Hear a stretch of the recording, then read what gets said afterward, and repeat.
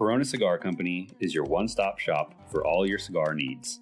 Whether that's a brand new humidor, a box of those new cigars you've been waiting for, a top-of-the-line cutter or lighter, a place to enjoy the finest cigars and spirits with friends, or the only cigars grown right here in the Sunshine State, we've got you covered. Come visit one of our retail locations for the ultimate cigar experience. Visit us online at coronacigar.com. How about that cigar? How about that cigar? Ladies and gentlemen, welcome to the Corona Cigar Studios for episode 196 of How About That Cigar Live. Thank you so much for joining us live on Facebook, live on YouTube, and for those of you listening after the fact on the audio podcast, thanks so much for making How About That Cigar a part of your regular audio podcast rotation. Here in the Corona Cigar Studios, we have Justin, we have Matt, and we are How About That Cigar, and we are so excited to have you with us. And we have a great special guest coming on in a few minutes, but a little bit about our Minnesota Wild. How are the Wild doing, by the way? So they're actually playing fantastic hockey when it counts. And I know, Justin, you're being so great about it because you really don't give a shit. But they're playing fantastic hockey right now. Kirill Kaprizov is injured, but there's good news. There's a silver lining that he's not going to be out as long as they originally thought. Originally, they said he was going to be out 4 to 6 weeks, and now it's looking like 3 to 4 weeks. So there's 12 games left in the regular season, and it looks like we're going to get him back before the regular season's this is over. One of those moments I can say, so you're saying there's a chance. So you're saying there's a chance. That's right. And there is a chance. They're playing really well. We've won a lot of our recent games. Both goaltenders are playing really well. We lost to Boston, but Boston is... The Boston Bruins are absolutely insanely good this season. I mean, somebody's smiling in the background. Yeah. I see him. Our special guest about to come on. He's going to have some things to say about the Bruins. No. But the Bruins are playing absolutely lights out hockey right now. So, hats off to them. They are far and away the favorites for the Stanley Cup. What about the Timberwolves? Timberwolves. I mean, I don't really follow basketball super closely, but I do know, a couple things. I think Edwards is hurt. And I mean, they're riding that mediocre line. They're riding that just like one game above 500 line. As far as I know, I don't really follow it super closely, but honestly, when I watch NBA basketball, I tend to just zone out. Yeah. College ball, I'm starting to get back into, and it's starting to become exciting again. But pro basketball, for some reason, I don't know. It just doesn't have the excitement level. Okay. So I don't know if it's just that they're pampered and they're. Or we're just used to those legacy teams from back in the day when we grew up watching basketball. Yes. Right? I do remember that. The old Celtics-Lakers rivalry, the Bulls, I remember that kind of stuff. But yeah, I'm trying to get back into basketball, but it's going to be a slow and steady drive to get me back into actually enjoying it. Yeah. The Aaron Rodgers saga continues. There's still no official word that he is a member of the New York Jets. At least as of 30 minutes ago, the last time I looked on Google. Mm-hmm. It's still still up in the air. As far as I know, both teams are still arguing about compensation details, things like that. As you can see on the screen right now, smash that like button. Be sure to smash that like button and subscribe to the channel. That's on Facebook, YouTube, all the good places. To make sure that you guys don't miss anything else that we have going on. And it is definitely time for us to bring on our special guest this evening. This is a very exciting thing that has happened for the last few years. Very excited to bring more attention to it this year because it is definitely a very worthwhile cause and an exciting thing that's happening in the cigar business right along with that. And they're killing it. They're absolutely killing it every single time. And it's for the kids. What else can we say? That's right. It's a good thing. We'll get into that more here in a second. Absolutely. So our special guests of the evening, guys, they are brought to us by our friends at Drew Estate. And Drew Estate is proud to announce the all-new Acid Cigars Cubariety 3-packs, specially designed to both broaden the palette of acid cigar enthusiasts and expand awareness of the full Drew Estate product portfolio. The Cubariety 3-packs also present on-the-go consumers with tremendous value. For the price of 2 Acid Cuba Cubas, purchasers receive 3 cigars with a complimentary Undercrown Shade cigar included in the pack. All three of those cigars are Robustos and are packaged with Boveda humidification pouches to ensure they remain fresh until they're enjoyed. With an MSRP of $21.90 per pack, the Acid Kubariety 3-packs from Drew Estate are available now. So, ladies and gentlemen, if you would please put your hands together and welcome to episode 196 of How About That Cigar Live. Back on the show from SmokingTobacco.com, Mr. Matt Tabacco. Welcome back to the show, brother. Hey guys, what's going on? Living the dream in beautiful Minnesota. It's 30 degrees, I think, right now. Yeah, it was like 40 today, actually. Oh, 40. I saw somebody was driving to your house that was around with shorts on, actually. Yeah. So it's that time of the year. Short sounds weather, about right. Flip-flops pretty soon. When it's 45, we'll be good. Yeah. We're getting through this. We're just behind you. 40, people start wearing, I mean, people above start you. wearing shorts and sandals. Yeah. We were like You know, 48 today, I think. So Nice. yeah, Nice. So you had some people out in shorts and sandals too, right?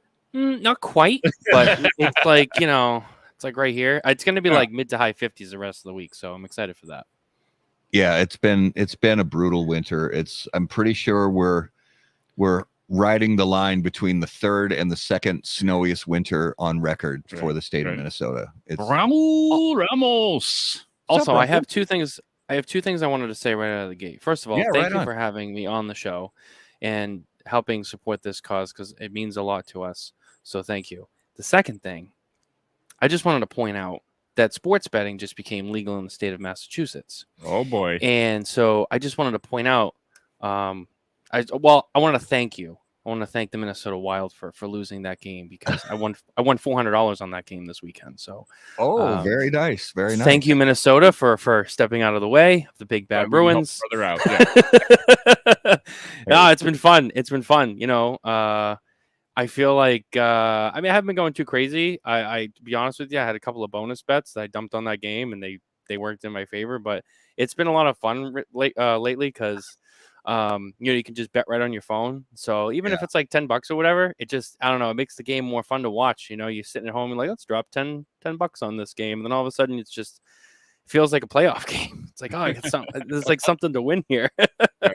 Well, that's fun. And honestly, like I mentioned, the Bruins are absolutely killing it. They are light years above pretty much everybody else in the NHL right now. I mean, they are playing absolutely outstanding hockey. I think in the last couple of years, we've had some good teams. We went to the finals against St. Louis 3 years ago. Yeah, I think so. It was fairly, so we've had some good teams. Just haven't really made it, and I think, we have perhaps the best team in the league this year. And I think that, Don Sweeney and the rest of the Boston front office is just like, let's go for it. We at the deadline, we got Petruzzi from Detroit, and I think that was a good move. And our goaltenders are lights out. I mean, we got Patrice Bergeron, Brad Marchand, we got David Pastrnak. I mean, what else can I say? I mean, this is a lethal team, and it's fun to watch. Brad Marchand is one of those players that you absolutely hate unless he's on your team. Yeah, I don't.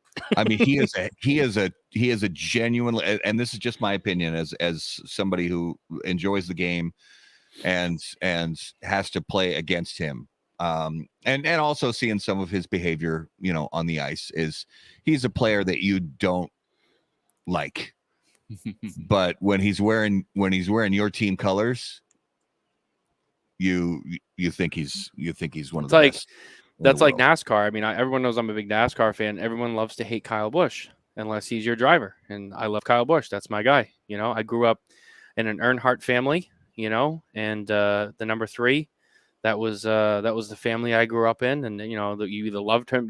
You loved him or you hated him, and we loved him. And now I love Kyle Busch, and everyone hates him, and everyone shits on him, but he's won more races than anyone else. So, I mean, and then it was like Tom Brady and the Patriots. Everyone hated Tom Brady. It's like, I love Tom Brady because we got 6 Super Bowls with him. So, I mean, I call it the Yankees syndrome, where when some organization gets, and it could be a big corporation, it could be a cigar brand, it could be a sports team. And when they have massive success for an extended period of time, some people Nickelback. Some people, the band, some people will line up to hate on them, and they don't even know why. I know. They're jumping on What's wrong with jumping on Nickelback? the hate bandwagon, and they have they're like, oh, I hate Nickelback too. Right. Oh, do you? Why? Right. Tell me. Name 2 people in the band Nickelback. Name 2 people. Name 2 songs. Give me 2 of their song titles, and people are like, "Oh, but I hate them," or they'll hate on a cigar brand, and you're like, "Okay, name 3 of the cigars that they have on the market if you claim to hate that cigar brand." Right. What do you really know? Yeah, name 3 people on the Yankees. Name 3 people on the Boston Bruins, and they can't do it because they're on that hate bandwagon. Don't get on that hate bandwagon. It's not worth it. Yeah, definitely not. All right. So Matt, this is something that we know you guys have been doing for a while, and it's a super. I mean, one of the things that we love about the cigar industry is that it's not just about the cigars, that it's really more about the people. It's more about the experiences, the relationships, than it is about the tobacco and the cigars. As much as we love to taste the cigars and smell the cigars and all the stuff that goes into it, there is something that really, when it gets down to the heart of the matter, it gets down to the people that make the cigars, the people that live in the communities where this tobacco is grown, where these cigars are rolled. And it's important for us as cigar enthusiasts to really get to know about the process and the people who make it all happen. So take us back a little bit and tell us about the origins of this raffle. Before we get into that, though, oh yeah, you need to light up a cigar. Oh shoot, yeah, I do. What are you smoking tonight, by the way, Matt? I'm smoking the Julius Caesar Toast Across America Shark, also known as the Et tu Brute. Okay. And this is the one from the packs. I'm not. I am just drinking water tonight. Okay. It's Monday night, and so this is my hydration day. Okay. After the long weekend, and after that $400 win, right? Yeah, that's right. That's right. Okay. Well, I am also going kind of big. I've got this Opus X Shark. There you go. That I'm going to fire up right now, and I'm going to do that. Thank you, Justin, for reminding me. I'm going to do that on the Dunbarton Tobacco and Trust Toast Cam. Oh, let me pull up that. We're getting there. I like this. I like this angle of Matt Ty. I could get like that angle. This angle, yeah, straight up into the angles. Into that the, is. I don't even that know is if it's handsome. going to focus or not, but we're going with it. That's handsome. When lighting your cigar, it's important to be patient, pay close attention to detail, and focus on the tobacco. In the same way, Steve Saka brings those same qualities to ultra premium cigars of Dunbarton Tobacco and Trust. Patience, close attention, and focus on the tobacco are the qualities that Saka and Dunbarton Tobacco and Trust have become known for. From Somber Mesa to Umbagog, Dunbarton has a blend that will fit your palate, your mood, and any occasion. Visit DunbartonCigars.com to learn more. There we go. And just real quick, I got a little Stolen Thrones action tonight with very nice. The Crook of the Crown. Crook of the Crown. Not really. There we go. There it is. We're getting there. And then I'm going with the Lift Bridge root beer tonight. Local root beer. Brewery, locally made. Local fun. Oh, that's nice. I like root beer. Yeah. And I have some lovely E.H. Taylor small batch bourbon in my glass. Delicious. And a little bit of water. Okay. Delicious. Jay Davis smoking a Vega Magna tonight. Sorry, not Fuente Newman, but it's all good. Yeah. Hey, nothing wrong with that. So thank you for reminding me about the Toast Cam. And if you could, Matt, take us back to the origins of this raffle for the Cigar Family Charitable Foundation. So when smoking tobacco first began, excuse me, it's a little dry here, and my throat's a little dry, but just bear with me. When smoking tobacco first began in 2019, I had always said that, hey, if this thing becomes popular and, we have an audience or, some kind of following, that we can get together or rally together and do something for charity. That's something that I'd love to do. And at the time, I didn't know what it would be or how we would do it or even when that time would come. So we did our thing, and it was just something that I had on the list, but when the time was right, and it was 2 years ago, we decided, hey, let's try something. And so we came up with the idea of doing a raffle, and we did it all in house, and it was successful. We did $7,000 for Cigar Family Charitable Foundation. It was awesome. We had some people to donate some things, and we raffled them off. And poor Nicole had to email everybody one by one and fill out a spreadsheet with everyone's ticket numbers and this and that. And it was fun, and it was successful. But we learned a lot from that. So then last year, we said, let's find another way to do this more efficiently. So we found the website Rally Up, which is where we currently host our raffles. And really awesome. You can just program it all in, build your raffle, and they do the rest for you. They pull all the names, they handle the money, they send it directly. We don't have to worry about, touching that or whatever. And so we did that, and it was great. And, more as time went on, I think, in our second year, still a lot of people didn't really know about it. And so as we kept going and going and going, it kind of slowly built up steam, right? So we passed our 7,000 from the year before. We got to 10,000, and then from 10,000 we went right to 20. And I think it was at that point that it was like, oh wow, like this is a big deal, and like wow, this is successful. Our second year, those are some big numbers. And we were just so proud that everyone started calling us like at the last minute. Hey, can I put something in? Hey, can I put something in? Hey, can I put something in? So we prizes were being added like, the final weeks. It really like took off at that point, and it really got a lot of attention. And fortunately, we finished by ourselves at a total of $25,500. Now, a few weeks before it ended, Cynthia and Carlito Fuente called me, and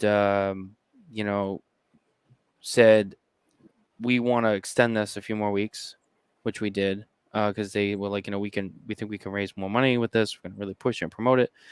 And whatever you end up, raising by yourself in the end, like we'll match that number. So last year's total technically was $51,000, which brings our total to date with the first 2 years to $58,000 to the Cigar Family Charitable Foundation, which Nicole and I had the pleasure of visiting back in November, and we could probably get into that later. But so we said, hey, like we're gonna keep doing this, and so we got on this year's right away, and I started building the site, months ago, and started talking to everyone and getting people involved. And this year it was kind of like people knew about it, and it was like, they were like eager to get in and donate stuff. So it was just very exciting, and just to see people being like, hey, what can we do? Hey, how can I help? And this and that, and like, how can we raise more money? And it was really exciting. Like it's like taken off now, in the third run. So it's just it's humble to be a part of it, honored to be a part of it. It's a very special cause, like you guys said. When you get to see it firsthand, you get to meet those kids, it'll change your life. And anyone who ever gets the opportunity to do so, I highly recommend it. Don't put that opportunity off. Jump on it right away.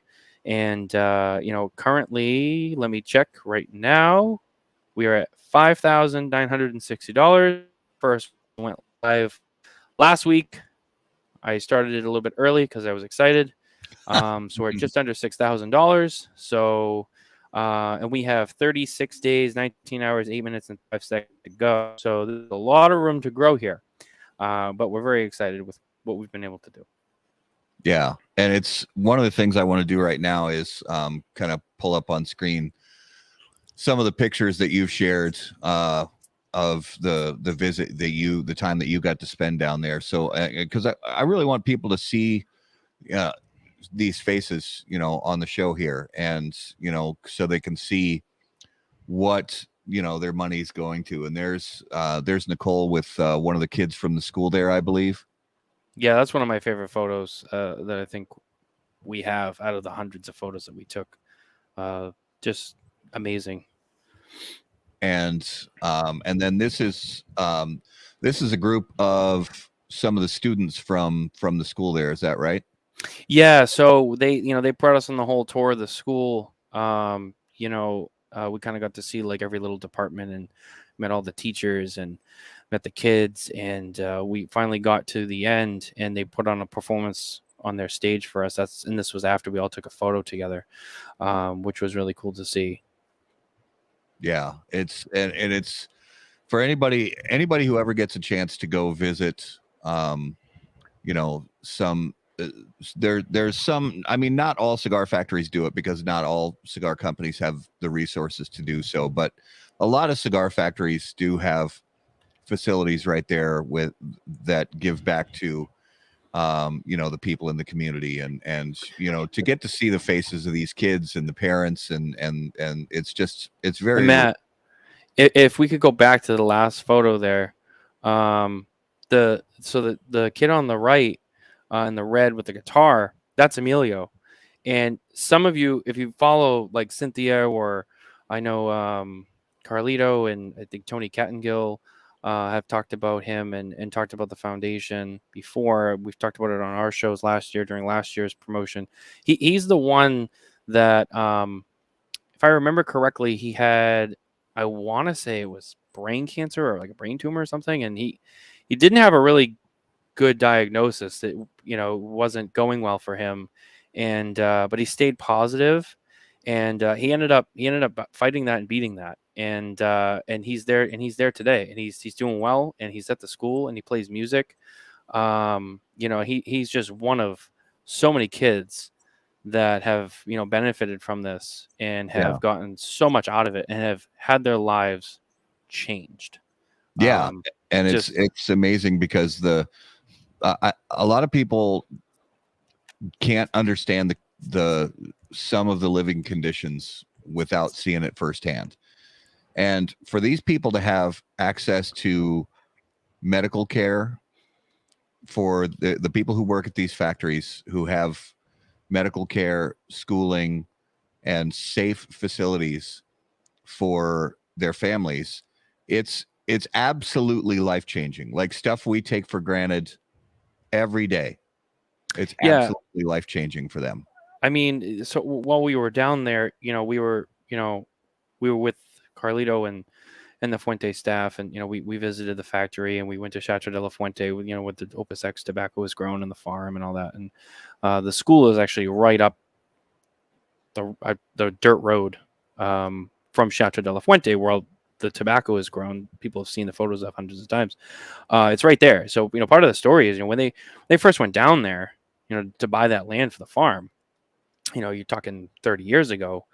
That's when they first saw these kids, and they had no shoes and they barely had any clothes, and they were walking through mud to go to their little schoolhouse. And they had one of the things Carlito said to us was, he's like, the kids had these full giant bellies, and they didn't realize that they were so big because there was parasites in the water that they were drinking, because they had no clean water. They didn't have running water. They didn't have anything like that. They just drank whatever water was there, and it wasn't good for them, but that's all they had. And it was one of the first things they did was, they put in clean water for them to drink, to bathe, because they didn't have that. And just to go home and into like a dirt makeshift hut, and that's where you lived, and then you walked barefoot through the mud to school, and the only water you have is tainted water with bacteria and parasites that physically is dangerous for you and makes you not well. To be able to go to school every day with regular clothes and shoes, go home to what is much better living facilities there, and still get guaranteed 2 meals a day at school is huge, especially for people like that. I mean, they had nothing. They had absolutely nothing. So it has changed not just the kids, but the whole community down there. It's it is quite something, and especially in such a remote location. These people were forgotten about, and if it wasn't for the Fuentes and the Newmans who went down there, who saw these kids were like, hey, we got to do something. They never would have changed. So this is it is a big deal. Well, and another thing I want to pull up on screen here, and I'm going to do that right now. Let's do that right there. Okay, so this is the site that you set up. Yes. And I want people to see this on screen now. So, like Matt said already, there's 36 days, just shy of 37 days left for people to get in on this raffle. And if you look here, if for entries, this is the pricing for buying entries into the raffle. And it's first of all, and we'll go through a lot of the stuff that people will be eligible to win from buying raffle tickets, but the pricing is ridiculously attractive to get in on this raffle. That, first of all, this money is going directly to help these families. Second of all, you can and nowhere near as important, but it does make it fun that you have the opportunity to take home a very nice prize for your money of entering this raffle. And Matt, one thing I want to add, so those are like a preset, but you can donate any kind of money you want, right? And any value. Like I said last year, we had a single donation for $10,000, so you can pick anything you want. The other thing, if you scroll back up just a smidge, we added this year because I got a lot of people last year who said, hey, like, I don't want to, people who, especially like industry people who wanted to donate money, but they didn't want to win anything because they weren't about that. So we added to the right, you'll see buy entries, or you can just make a general donation. So if you don't want to participate in the raffle, but you still want to donate, you can donate just a straight donation without being involved. You don't have to worry about getting picked or whatever, which is something we didn't have last year. So just so people are aware that you do have both options. Yeah. And that's a great thing. I agree. That's very cool. But I mean, I'm just scrolling down here. These, for those of you who are some of our favorite people out there in the cigar world, some of these great consumers who watch shows like How About That Cigar, who watch shows like Smoking Tobacco and Coop and Cigar Dojo. These are, if you choose, you can buy raffle entries and have a possibility of winning just some really awesome stuff. And there's some great companies that have been extremely generous in donating this stuff that you guys can win. I mean, this Alfonso ashtray alone is worth priceless. Well, it's priceless. I mean, they're not even as far as they're not in circulation. Yeah, they're not in circulation. And some of this stuff is just, I mean, ST DuPont lighters. We all know how much those lighters cost retail. And I know that Fuente is, I actually, and I'll if it's okay, I'll read the list of what the Fuente prices are because I have them. They're not programmed yet, but I know what's going in. So that would be awesome. I'll read off the specifics when you guys are ready. But I mean, you see some of this stuff here. These are things that any cigar enthusiast would be absolutely proud and excited to have in their collection at home. Right, and it's going for a good cause. And all for a great absolutely. cause. So I mean, you guys can just see there's gift cards from Corona Cigar. There's stuff from Flor Dominicana. There's stuff from JC Newman. I mean, these ashtrays, these vintage ashtrays are ridiculous. They're massive. They're like the size of a Geo Metro car tire. They're huge. Yeah. Okay. So, and then you got a tour of the El Reloj factory, and I mean, it goes on and on and on. There's a Rabbit Air and Tatuaje stuff. It would take us a long time to go through all this, but as you guys can see, your money is not only going to go to a fantastic cause that's really going to benefit a lot of people, it's also going to give you the opportunity to get some cool shit in the end, which, hey, we all like cool shit. Nothing wrong with that. And if it drives, if donating, these companies that have donated cool shit for raffle prizes, if that drives more ticket sales to get more help for these kids, I'm all for it. Yeah, and I mean, not just this alone, because this is like wonderful that everything you've done here, but just talking to you at TPE and hearing this story of when you went down there and saw the kids in person, it really opened my eyes in general, just to see, the product that we have in our hands there's more than just the Newmans and the Fuentes that do this down there. There's other company, like a lot of other cigar factories.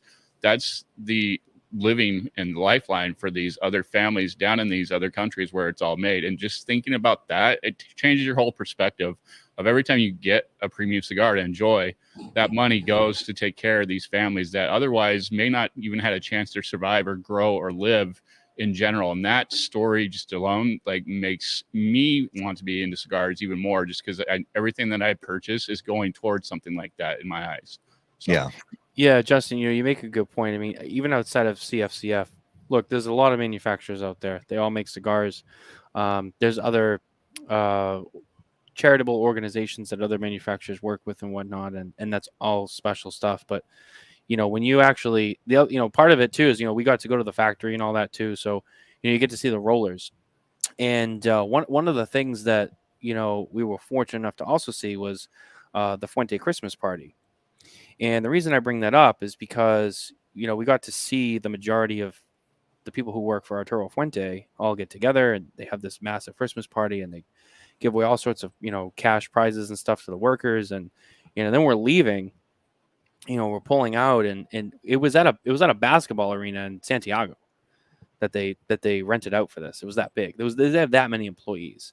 And I remember we were leaving, and the parking lot was full of cars. And Carlito says, "See all these cars? That's all the employees. That's all their cars. They drove here in their own cars." He's like, "Yeah, we didn't have that years ago. Yeah, right. We didn't have that." He's like, these people are good people. They come to work excited every day. They're happy to be there. They want to work. They love what they do. And, this industry is great because all of the, not just them, all the manufacturers who employ rollers and workers and stuff, and the farm hands, it gives them good living in these countries where, they're not, it's not like the US. I mean, they don't have the luxuries and even the basics that we have sometimes, and you see these people and like, they're fortunate enough to have companies like, Perdomo, Padron, La Flor Dominicana, that they get to go to work at these companies, these factories. They have these nice jobs and they're happy to be there, and they can have, a decent life and make, somewhat of a comfortable wage for them, to go home at the end of the day, and to be able to have the things that they have, is huge for them. And so, I mean, you've just, outside of, the kids at the school, which is a whole nother thing in itself. I mean, just the basics. And this is something that every cigar manufacturer does in these countries like Nicaragua, Honduras, the Dominican. I mean, these are countries that are, underdeveloped. I mean, and it's amazing. And to talk to these people who own these companies and be like, yeah, like, years ago, you weren't around. Like, they didn't have these things. They didn't have this. Like, they didn't make money like that. And, now, like, it's here. And it all goes back to, like, the FDA stuff. And it does, because it's like, you look at these agencies that are trying to, push the cigars and the tobacco products, away. And it's like, when you do that, all these people who don't really have many options for a good living in these countries, they lose that. And then they go back to having nothing. Right. It's so much more than just the cigars on the shelf and the cigars we smoke. There's people who depend on these cigars to have a nice life, so they have clothes to wear. You know what I mean? They have food to eat. It's such a big deal, and seeing that whole thing all together, encompassing, it's like, wow. And you come back here and you're like, it opens your eyes to your entire life. You're just like, there's people who tomorrow the FDA could be like, tobacco's illegal in the United States, and there's people who would be back on the street with nothing. Right. And that's kind of the story that I feel, as cigar media is how can we push that out to people and bring that story out? Because that's really what it all comes down to at the end of the day. It's not about the money. It's not about the cigars. It's about the families and the legacy of these people that have grown up in these other countries. And without this, like you said, they wouldn't have anything. And if you could show that story to all these people that are trying to fight against premium cigars and all that, that is what I feel, is really the intent of what we're trying to show out there, and maybe have a say in preventing that from getting banned and all that other stuff. Yeah. It's so important. It's so important. And I know, like, last week on my show, we had Dave Garofalo and Jeff Borshwitz. And we got into the FDA and the legal stuff, and they both said, they're like, I know it's dry, nobody wants to hear it. And it's like, listen, I know it's dry, I know it's not glamorous, I know it's not wrapper, binder, filler, but it's like, you know, if you don't think about it and you don't talk about it, this is what happens. We don't just lose cigars. Right. Forget about us. We don't just lose cigars for ourselves. There's people that lose their entire lives, and what do they turn to? Drugs, crime, because they got to survive, and I get it, but this is a much better way to live. Yeah. Working in a cigar factory, and I can't say enough about it. Sorry, And then- guys. Yeah, I feel like I'm good. just repeating it. You can go back to like the kids at the Fuente school down there. They graduate, and some of them become doctors and lawyers, Right. and things that they could never have dreamed of before that. And they were still helping the school even after the fact that they've gone and graduated, and they're still Yeah. putting back into that. And that's a really cool story to see that happen, because that wasn't possible, like you said, Right. for these people that many years ago. And that's what a place like that produces: quality people in life that can do something that they never had an opportunity to do. And it's really, really cool, Yeah. There's one former student that we met who is now a doctor, and we met him right around the time we first got there, and they told us he graduated from this school. He went to school here, and then he went on to become a doctor, work in the medical field, and he comes back, and I think it's like every week he gives like exams and stuff to not only the kids but like their families in the community, and gives them medical assessments and treatments and stuff like that. And then he goes on social media, and he's got like millions of followers on social media, and he gives medicine tips and health tips and stuff like that, and talks about different practices and things you should look out for. And it's just like, it's amazing. There's another kid we met, and he was walking around with a camera, and they were like, yeah, he went to school here, and I believe he was one of the kids who was there when the movie The Lost City was filmed. And when they filmed the movie The Lost City, Andy Garcia had a camera, and the kids were around, and they saw the camera. They'd never seen a camera before. They didn't know what that was. That was like alien technology to them. And so like they're taking their photo and they're showing their pictures, and kid got inspired, and now he's a photographer. You know what I mean? It's like, it's just little things like that. That kid grew up, and that was his whole life. Like, I want to be a photographer. I want to take photos. And it's funny because, you're down there and you're like taking pictures of the school. The kids see the camera and they swarm you. And it's like, take photo. And you take their photo, and then they're like, let me see. And you turn it around, you show them, they're like, oh, take another one. And they love it. And it's such a fun, it made me smile, because it was like they just wanted to take photos all day, and then they wanted to see the photo, and they want to take another photo. Yeah. And it's just the little things in life. It's the little things in life, and they're so happy. And you go to schools here, and kids are fucking miserable because their mom didn't buy them Starbucks on the way to school. And these kids are like, I got to see a camera today. Like that made their week. Right. I got to eat like today. Yeah, I got to eat, and I met some people, and I saw a camera. Like that was like their whole week, and just the little things that don't mean anything, and it means the whole world to them. Well, and we've heard it from a lot of people, and I love hearing this sentiment from, and I've heard Carlito say this. I've heard who have I heard? I've heard Juan Martinez from Hoya de Nicaragua say this. I've heard Nestor Plasencia say this. I've heard some of the people from My Father say this, that I've heard George Padron say this. The people who work in their factories, who come to work every day, they work hard, and they take advantage of some of the programs they have for schooling and things like that. The people who run these factories, and the people that we consider like cigar celebrities or whatever, like George Padron and Nestor Plasencia and so on, they talk about their employees who work in these cigar factories who take advantage of this schooling. Mm-hmm. And they say, we don't want them to work in the cigar factory forever. Right. We want them to go out and become a lawyer or a doctor or an IT engineer, whatever they or want to whatever they want to, or a nurse, an astronaut, whatever they want, whatever they want to be. And then that just it's meaningful, because it goes beyond the cigars, that they show up to work every day and they make quality cigars, and we happen to buy them and enjoy them. But at the same time, they're a lot of them behind the scenes. They're going to school. Right.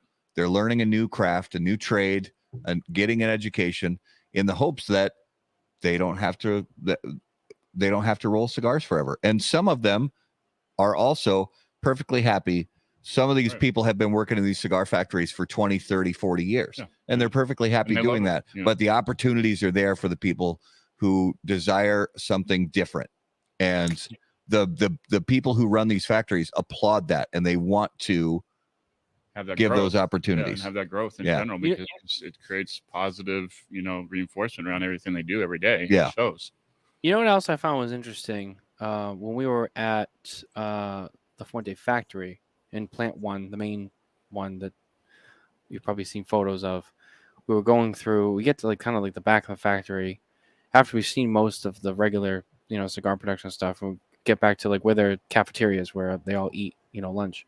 And there was this other little area, and we were with Ciro Casella of Arturo Fuente, and he was like, "Oh yeah, this over here, this is another thing that we're really proud of."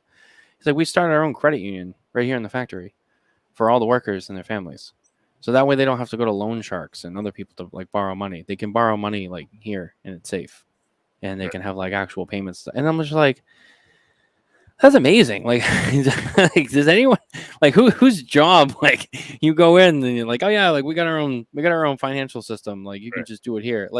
You think about it, you're wow, you're that's crazy. And they're yeah, because we don't want people going to loan sharks and and doing it. No, they can come to work and they can come here and they can talk to someone and they can get what they need and they're okay. They're all set. And it's wow, it's just stuff like that they do for the community.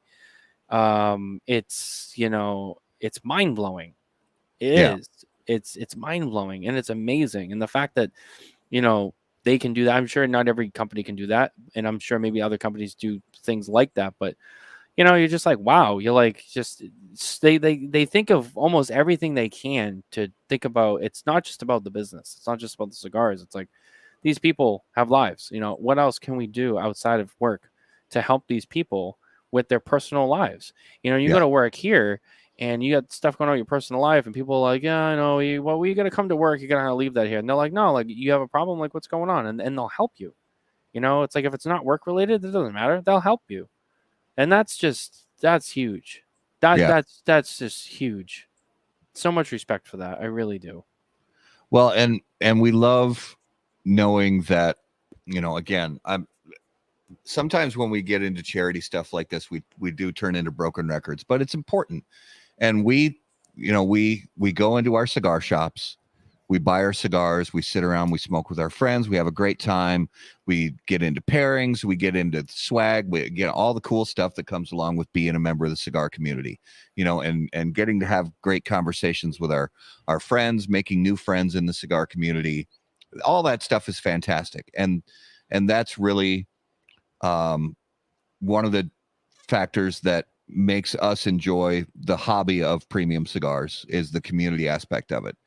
And realizing for all of us, all those listening and watching, that the community aspect isn't possible without the product that we end up smoking. I mean, it's really the cigar is what drives the community aspect of it, because the cigar brings us together, but it's the community that keeps us together.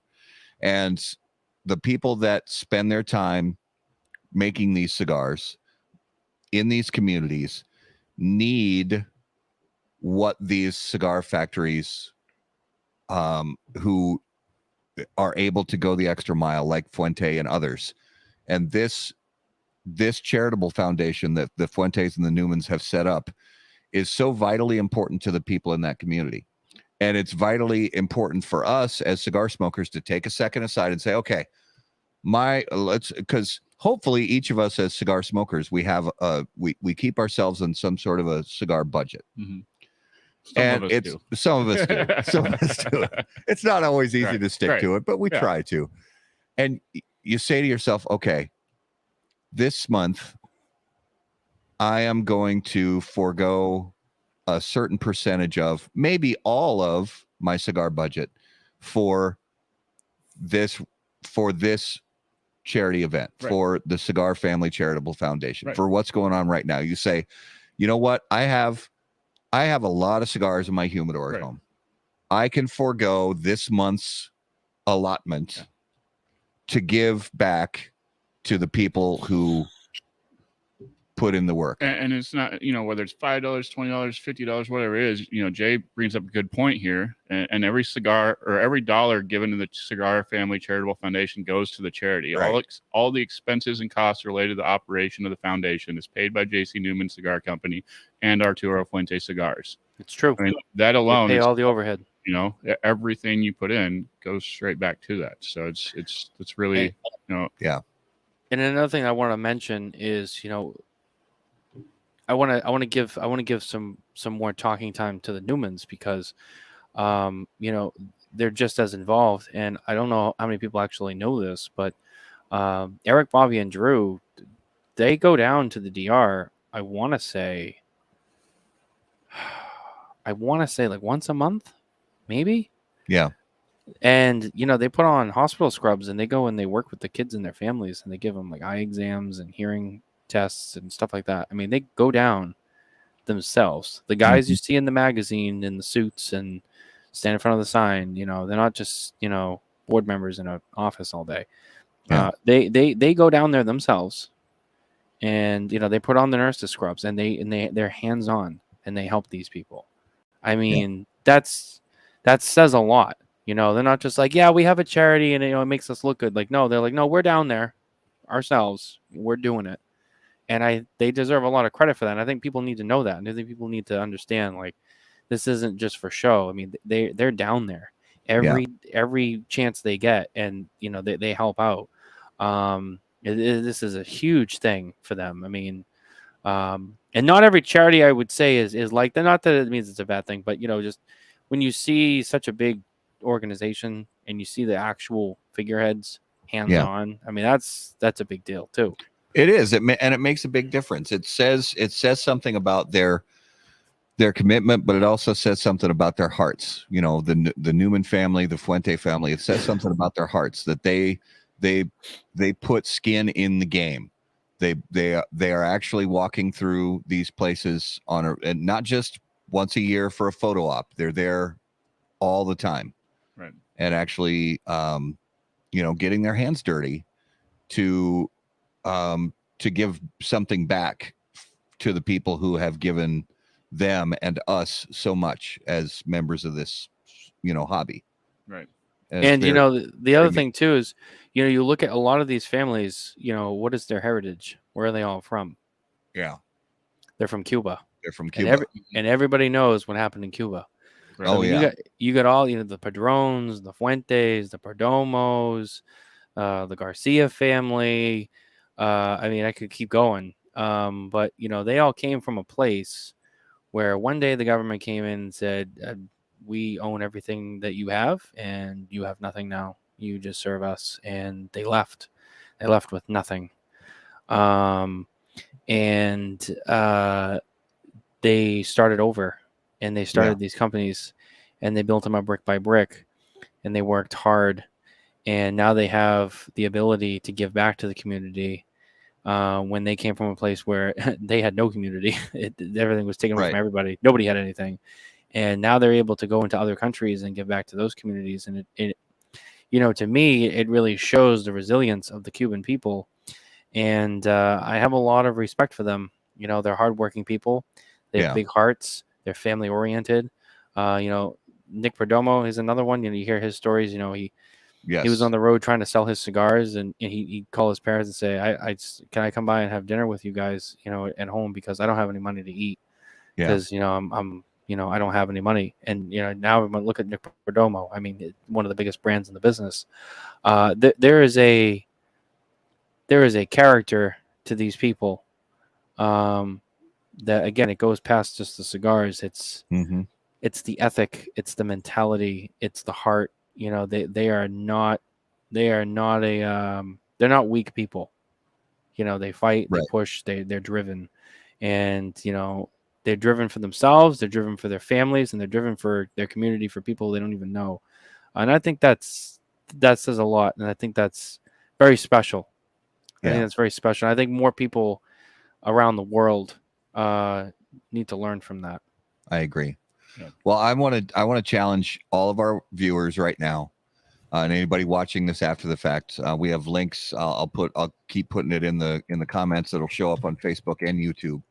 We have the links for how you guys can go and participate in this. And I'm going to make sure for the audio listeners that the link is also in the description on the audio podcast. And no matter where you listen to audio, you'll be able to get to that link, and it'll take you directly to where you can contribute to this. I want to challenge every single one of us to be a part of this. And if you choose to purchase raffle tickets and be eligible for prizes, that's great. If you choose not to and just give a straight donation, that's great too.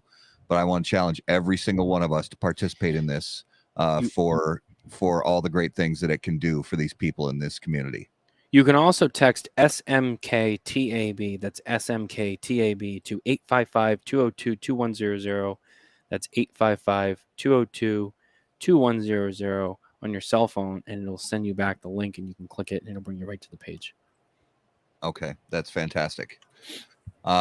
So Matt, thanks so much for giving us the lowdown on this. We'll continue to as the days go on, leading towards the final countdown. We'll continue to publicize this and make sure everybody knows about it.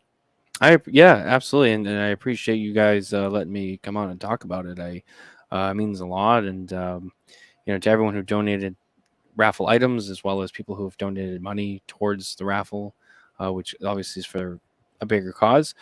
Thank you so much. We really appreciate it. We're very excited for this year, and let's beat last year. Let's do 30 grand. Let's do it. Yeah, absolutely. So I have a question for Justin. What? Is it time? Well, I don't have my watch. I mean, what time is it? Do you know what time it is, Matt? I think it's Tobacco? time. It's time. Yeah. It's time? It is now time for this week's Numero de los Muertos.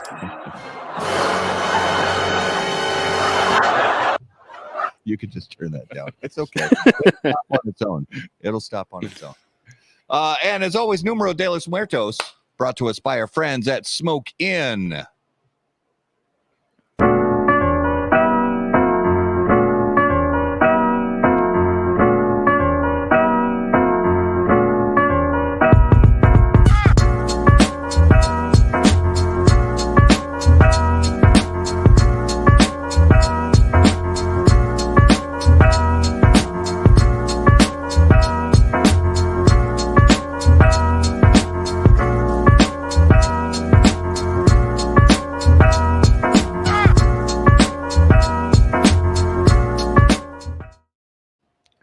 All right, Numero de los Muertos, episode 196. And I have to say, it's not very often that I've had to dig through and find these, but deep respect to Garrett, because these are not easy to find. There's a lot of information out there on the internet about weird ways to die and stuff. It's these are not easy to dig up. Yeah. So, and I think I dug one. I hope I don't think it's one we've done before. Okay. But it's weird. It's weird. And now the number is 1. And this, as far as I can tell, took place somewhere around the year 1200. Oh boy. And for those of you watching, please be honest. No Google foo. Just take some guesses. No so there's GPT.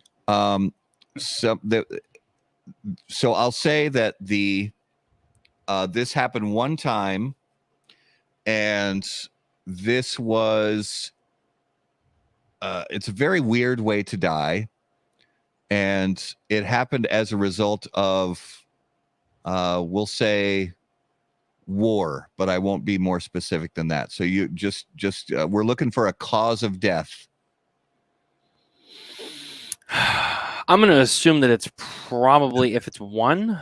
Not It's fair one. if you were there, Matt Ty. I wasn't. Oh, Matt Ty was there. 1200. I was born in 1201. So it's not Jose Blanco was granted eternal life after he sacrificed this person. That's a great guess, Jay. Yeah. But that's not it. Okay.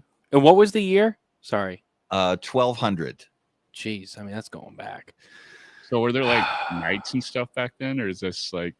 Am I in the right era? Sort of in that. 1200? Okay. Yeah. Yeah, I'm trying to picture the era, so that way I kind of have the setting right. One person, as a result of war, I'm going to take a stab and say this wasn't sickness related. It was probably more of a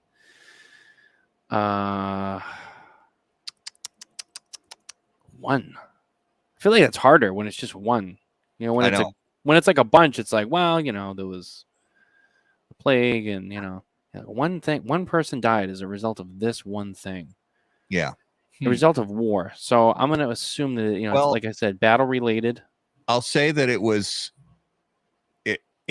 common for people to die of this back then, but the particular circumstances that led to this condition were very outside of the box. Okay.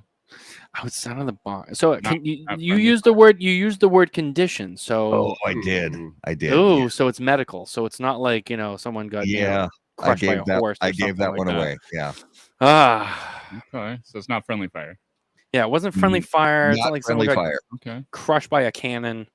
Do they have cannons in 1200? I don't know. I don't think there's gunpowder back then, was there? No? Yeah. No, they had the Chinese had gunpowder by then, but Okay. it wasn't in wide use. Okay. Was it like a type of infection? Yes. Oh. Okay. But All right, we're on the right. The infection was caused by something extremely outside of the box. Extremely weird. Well, that doesn't rule out sexually transmitted diseases. True. Oh man, outside of the box, one person died from this. No, Rich, it's not hemorrhoids. Okay. No hemorrhoids. Okay. Although it was probably common to die from hemorrhoids back then. Yeah. I'm guessing. Ouch. I'm guessing they couldn't get any relief. That's a shitty way to die. Was it something like ridiculous, like spontaneous combustion? No. No. Malaria. No, because that would be like an infection or like a no. I get to say this one. I get to say this one. Syphilis. Oh, it finally worked on the show to actually say syphilis. it. Is it syphilis? It's not syphilis. Oh, thanks, John. man. It was an infection Fire guess that there. was caused by something Okay. very strange. Not a guy fell into Mountain Dune after chewing off a hobbit's ring finger. That's oddly specific. That is oddly specific. Although highly unlikely. Be in the right era, maybe. Well, it was fictional, Okay, yeah. but yeah. Stepped Highly on a unlikely. rusty nail. not stepping on a rusty nail. Carrier pigeon poop. Oh, that's a great guess. Nice No one, Andrew. carrier pigeons were harmed in the making of this Numero de los Muertos. Was it from eating like shit? No. Huh. So Vikings were involved. Ooh. This is a Viking related. Viking. Okay, now I'm vibing. Now Vikings. Are we in the that area where the Vikings Norwegian? Is that Norway? Yeah, I don't know exactly where this Okay. particular battle Okay. took place, but Vikings were everywhere, though. That's the one Yeah. thing. the particular person who died was a well-known Viking conqueror. Well known if you study. Leif Erikson. No, Okay. it's well known if you study the ancient history of the Vikings. I haven't. I'll he be trapped honest in with you. I'm not really well studied on the Vikings. You're not. So Well, that's gonna be So tricky for me. I'll jump in because this is a really good. I'm going to jump in Okay. and give this one away. This is So a tough one. there was a Viking conqueror known as Sigurd the Mighty. Oh, that's like Ragnar Lothbrok's son or something, isn't it? Yeah, Something totally. like that. Or Okay. his third cousin. or- Yeah. Okay. So he was in one particular battle. He defeated someone known as Mael Brigti, if I'm saying that right. Okay. They massacred the opposition and beheaded their leader. So then this Sigurd the Mighty took the severed head of his enemy and tied it to the saddle of his horse.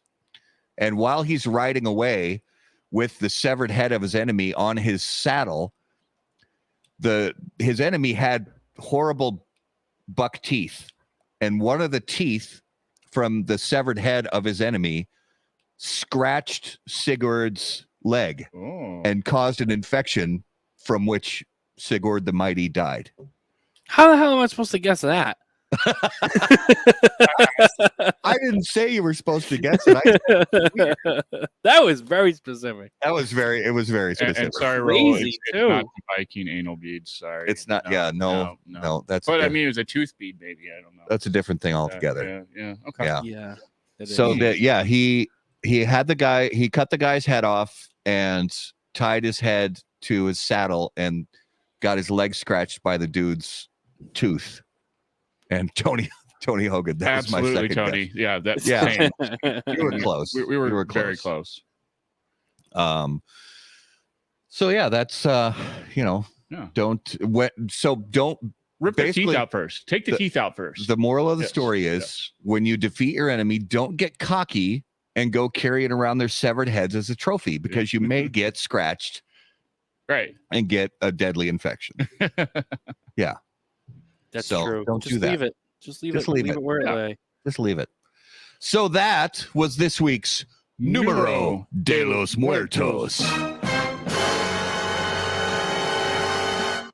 All right, let's jump into the lightning round. The lightning round brought to us by our friends at J.C. Newman Cigar Company, America's oldest family-owned premium cigar maker, creators of the popular Brick House, Perla Del Mar, Diamond Crown, and the American. J.C. Newman Cigar Company operates out of their 112-year-old El Reloj cigar factory in historic Cigar City, Tampa, Florida. For more information on their cigars or their visitor experience, please visit jcnewman.com. So, Mr. Tabacco, you've been on the show before, but we have some fresh lightning round questions for you. Oh. All right. I don't think you've had this particular question. So, if you were out at a cigar club one night and it's karaoke night, or karaoke, however you choose to say the word, and you are forced, whether it be your will or against your will, to get up and sing a song. You already know the answer. In TP last year, you already know the answer. Oh, We shoot. chanted it for like 45 minutes and they didn't play it. I already knew where you were going. When you said karaoke, I'm like, I know what he's going to ask me, and he already knows the answer. He should know the answer. But I'm drawing a huge blank right now because I'm a TPE party last year, Radio XX, when we first saw them. Yes. and we chanted a song after they. And I they were don't- like, we don't know that one. And you were like, what the fuck? How do you not know that? Oh shoot! How do I not remember this? Because you guys only had like 20 million gin and tonics. That's why you I don't remember did. it. Yeah, I mean, it was open I bar. had to watch the shenanigans. It's- I don't even remember it. Andrew Tolzman says it's an Elvis song. It's an No, it's Elvis not. song. No, it's not. No, Oh, it's not not. an Elvis song. Okay. Andrew, that was this year. And that was when me and Andrew went to see them by ourselves. Oh, was that at the the barbershop? barbershop? Mm. Yeah. That was different.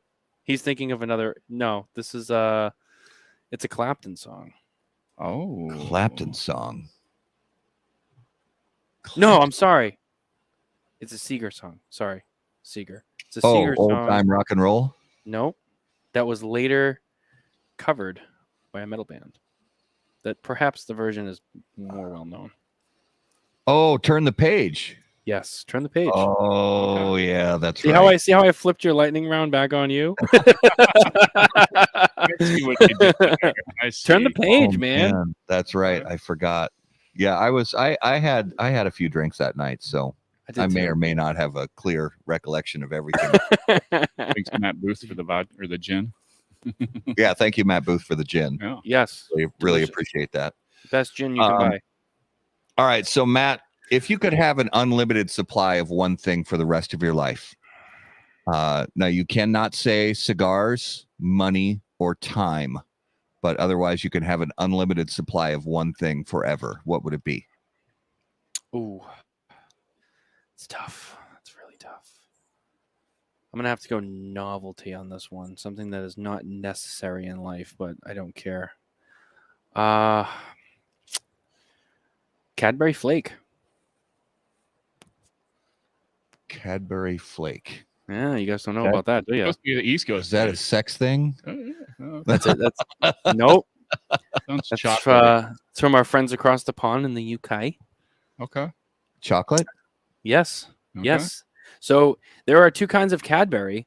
There is the Cadbury that is made here by the Hershey Company, and then there's the original Cadbury that's made in England. It's very different. Because my wife is a British citizen and lived in England, I know of such pleasantries. And one of the things that she introduced me to right around the time we first met was the Cadbury Flake, and I love it.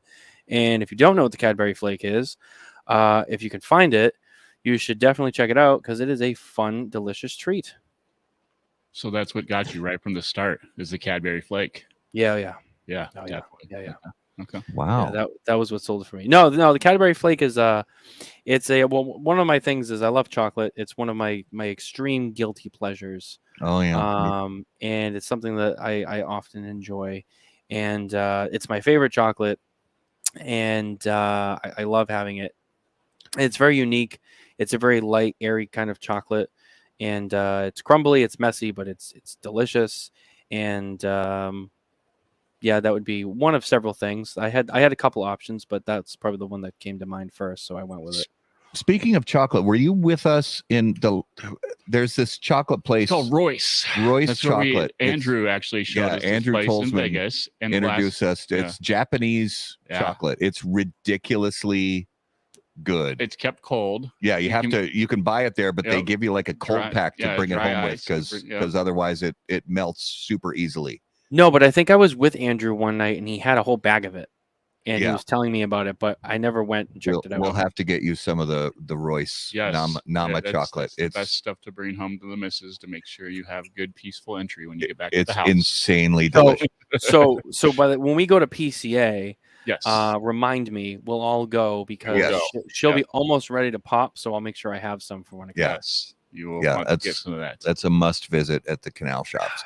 Absolutely. You'll have to get the non-alcohol one for pregnant women. Well, she will have delivered, so she can have chocolate with a little hint of booze in it. She'll be just fine. She's already got this all figured out. After the baby's delivered, she's like, I can drink, but I gotta wait 3 hours because it gets into the breast milk. So she's got alcohol test strips for the breast milk to make sure it's good. So okay. That's smart. She's thinking ahead. That's the way she is. She's a planner, man. She's got it all figured out. Whoa! Look at this bomb that Mitchell just dropped. We still can't believe we are delivering the baby on the show floor. Oh, he says I can't believe we aren't delivering. Oh, I read that wrong. Well, no, it's all right. Mitchell, that would be that would just I don't think I wanted to go for the Holy Trinity, but I couldn't do it. That would be a little much. Yes. Yeah. She wants to be home.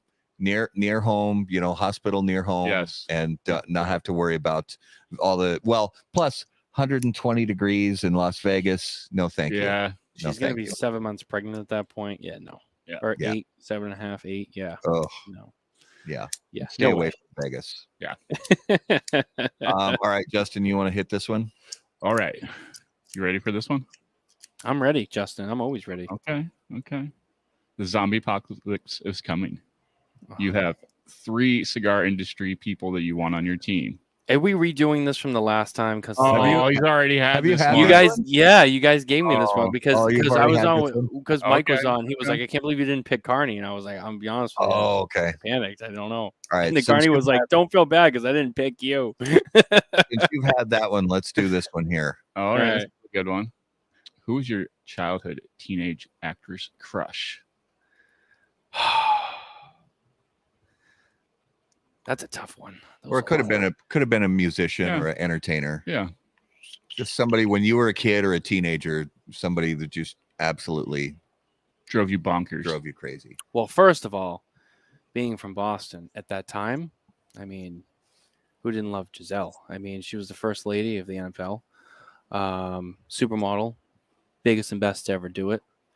Probably put her up there, Okay. I think that's fair. I mean, Tom and Giselle are no longer together. That's fine. That happened in Tampa. That wasn't our fault. When everything was up here, it was nice. I'm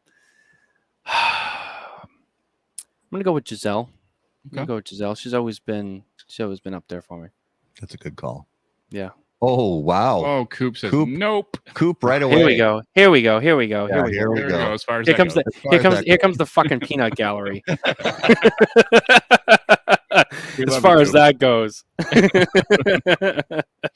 Well, no. agree to disagree. Yeah. You know. Lita Ford. Oh, Raul says Lita Lita Ford. Ford. She was really beautiful back in the day. I haven't seen her recently, but Okay. I was really beautiful back in the day too. And look True. at me now. You're Ugh. still beautiful. Handsome. For 52, 51? I don't know. I still don't believe He that. lost track. I don't know. I think Matt's just fucking with us. I think I Matt's think like, so too. That's like 35. Yeah. Just carries around a fake ID. It's like, Right. oh, don't buy it. We'll trade knee and hip joints for a day and tell me if I'm not actually. It's true. something. See that? I can't feel. I can't, on the outside, you're fooling me, but on the inside, I don't know. I could be wrong. Oh, it's bad news. Bad news, I promise. All right, let's jump into this week's Notable Smokable. And Notable Smokables brought to us by Luciano Cigars. Notable cigars, notable passion, notable purpose. So each week we name a cigar that we smoked recently that was notable to us. This could be a cigar that's been on the market for decades that we smoked for the first time in a long time, or a cigar that's brand new that we smoked for the first time ever. So Matt, what's something you smoked recently that really stood out? Well, we were just at TPE, and there was a lot of new stuff that we saw there. I've been smoking through a lot of my samples. A lot of cool stuff. Even thinking back in the last year. So when you say recently, how recent? Like a couple months, or like within the last 6 months? We'll say a couple months. Couple months. All right. To be honest with you, I've really enjoyed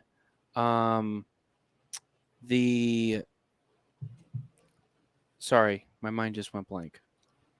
What the fuck? I really enjoyed the Pure Evil from Gurkha. That's been a really good one. That one really surprised me. It's nice and strong. Yeah, I really enjoyed that one. I think we got a review coming out on that one. I think it scored high. I can't remember, but yeah, no, that's a great cigar. I really enjoyed that. Oh, right on. What was notable for you, Justin? Actually, I revisited my father, the judge, yesterday with my fiance's dad. I didn't have any cigars on me. Got to the house after we went to a dinner, and he's like, "Here you go." I was like, "I'll take that one. That's a good." He always uses it. Classic kind of guy. You know, kind of sticks to what he knows until I give him some stuff. Nice. Yeah, I haven't had a judge in a while. It was a while, so I actually enjoyed that with him yesterday. It's pretty good. Nice. Mine actually also happens to be a My Father cigar. The My Father Flor de las Antillas 10th anniversary. So how did you like that? I hit you up when you first lit it up. I don't want to give it away. I've smoked 3 of them now, and I have all my notes. I haven't published a review, but I will publish a review on it for more. But it's I'll say I enjoyed it a lot, all the way to the nub. A lot, yes. It was. I was very impressed with that cigar. That Raul Ramos, shout out to Raul who just put us over the $6,000 mark. Thanks, Raul. Hey, nice. I love it. You guys are awesome. Raul, thank you. His notable this week was the ATL Wise Blood. That was also a good one at the show. Oh, I haven't smoked that yet, but I still have them. I've been wanting to try that. Yeah, that one's actually I liked at the show. I haven't smoked it afterwards, but yeah. Nice. So that was this week's Notable Smokable, brought to you by Luciano Cigars, improving lives through fine cigars. Visit lucianocigars.com to learn more. So, coming up on the show in the next few weeks, those coming attractions are brought to us by AJ Fernandez. AJ now produces unparalleled premium cigars in Esteli, Nicaragua. The AJ Fernandez portfolio of cigars provides blend strength and flavor profiles to match the preferences of any premium cigar consumer. Whether it's New World, Dias de Gloria, San Latano, Enclave, or Bellas Artes, you are sure to be satisfied with a premium cigar from AJ Fernandez. Looking ahead a couple weeks, if we look at April 3rd, we have Indiana Ortez coming on the show. Very exciting new project. She is an up-and-coming star in the world of premium cigars. Very, very exciting new project, and we're going to learn all about that from her on the 3rd of April. And then right after that, on April 10th, we have none other than Skip Martin from Roma Craft Tobacco coming back on How About That Cigar Live. So, Matt, if you would please give all our viewers and listeners an idea of some stuff you guys have coming up on the show and where they can find you guys. Well, as always, you can always visit smokingtobacco.com for all of our content, all of our news, updates, reviews, and all that fun stuff. That's always the best place to find everything we do, as well as on all the podcast platforms, just like you guys, and on our YouTube channel. This week, we have Hector Alfonso from Espinosa Cigars coming on the show. Next week, we have Rebecca and Jason from Ash Quarterly coming on. And I believe this weekend is another episode of the Spare Note series with none other than Mr. William Cooper and my new sidekick, Mr. Mitchell Santaga. So it's going to be a busy week for us. A lot of fun stuff coming up. And then, as always, once we get into April, we'll start doing some more some promo stuff for the raffle. So there'll be some more videos and stuff for that. So maybe some bonus shows like we usually tend to do. So just a lot. Just really busy. Just a lot of stuff going on. So smokingtobacco.com. It's a place you can find all the links. Love it. Just put the link up again in the comments on YouTube and Facebook. So you guys who have already donated while we're live on the show here, you guys absolutely rock. So thank you so much. For those of you who haven't had a chance yet, the links are there for you to find the raffle. So go check out all the details about that. And if you're listening again on the audio podcast, I will make sure that you can go into the details on this episode of the audio podcast to find those links so that you can find out everything about getting to be a part of this fantastic charity event. And Matt, if we have a quick second, there's a couple other prizes that will be added probably this week. Oh, I love it. First and foremost, shout out to William Cooper, who's been a huge help to everything we do. It's nice when the media sites can come together, and as much as we kind of do our own things, it's nice when we can come together and do stuff as one. He actually donated the gift cards to Corona Cigar, as well as he's also donated a $100 gift card to Blue Smoke of Dallas, which is Jay Davis's shop. And then in addition to that, I do have some of the Fuente items that are going to be added to the raffle that are not on there yet, but I can name off what they will be. There will be boxes of Rare Pink Happy Ending, Queen of Hearts. There will be a box of the 20th anniversary Father and Son, a box of the Perfection 77 Shark that Matt is smoking. There will be a box of the Opus X 25th anniversary Ellie Blue. The 2020 Arena de Amor, which was the Opus X Dubai edition. Boxes of all of those will be on there, as well as a bunch of other non-cigar items, such as the Rose and Wood Father and Son Zycar cutter that I believe came out last year at Father's Day. Hats, shirts, ceramic ashtrays, the colored ones that I'm sure everyone has seen. The extra large version of the ashtray.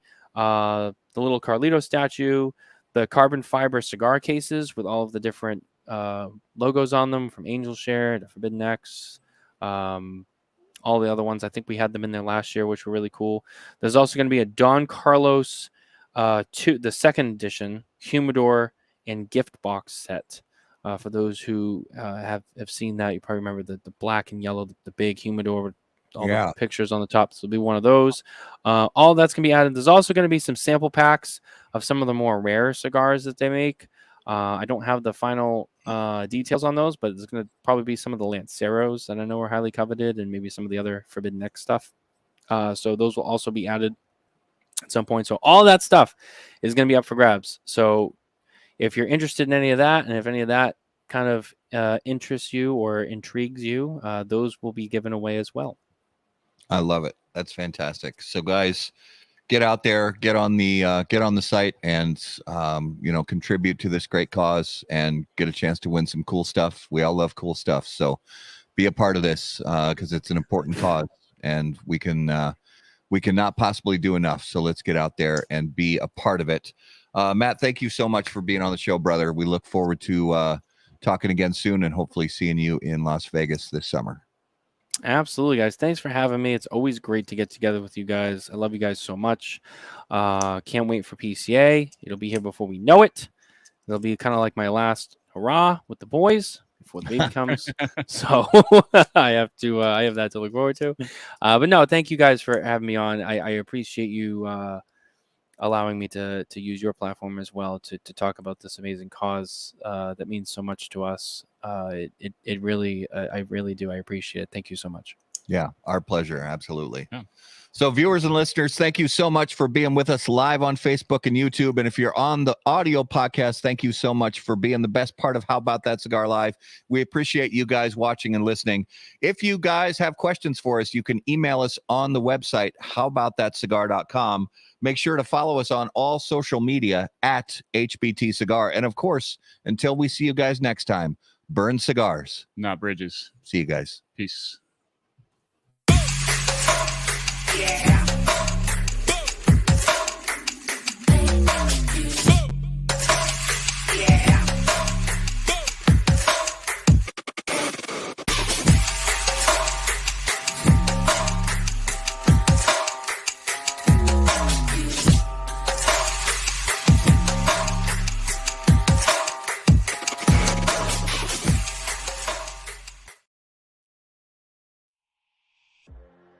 Any comments, opinions, viewpoints, or statements presented or uttered by guests on the HBTC podcast, HBTC live video streams, and all other media from HBT Media LLC are solely those of the individual and do not necessarily represent the opinions or viewpoints of How About That Cigar or its parent company, HBT Media LLC, any of our advertising partners, or the premium cigar industry. The primary purpose of How About That Cigar is to entertain and to encourage activity and growth within the community of people who enjoy or want to learn about the enjoyment of premium cigars.